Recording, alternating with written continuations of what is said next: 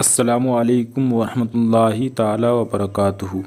मोहतरम नाज़रीन, आज मैं आप सभी को वज़ू के फ़राइज़ बताने वाला हूँ। वज़ू के फ़राइज़ यानी वज़ू में कौन कौन सी चीज़ें ऐसी हैं जिसको नहीं करेंगे तो वज़ू होगा ही नहीं। मोहतरम नाज़रीन, आज आप सुनेंगे वज़ू के फ़राइज़। वज़ू के फ़राइज़ 4 हैं। वज़ू के फ़राइज़ कितने हैं? 4। यानी इन चीज़ों को अदा नहीं करेंगे तो वज़ू होगा ही नहीं।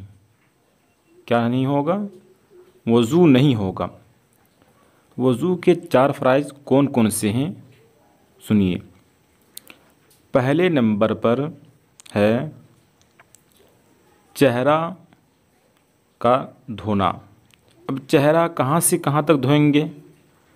चेहरा सर के बाल उगने की जगह से ठुड्डी तक और एक कान की लौ से दूसरे कान की लौ तक। नंबर 2, हाथ का धोना। अब हाथ कहाँ से कहाँ तक धोएंगे?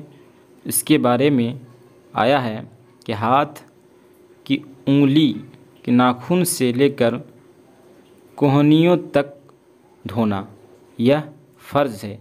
इसमें से अगर एक बाल के बराबर भी सूखा रह जाता है तो आपके वज़ू अदा नहीं होंगे।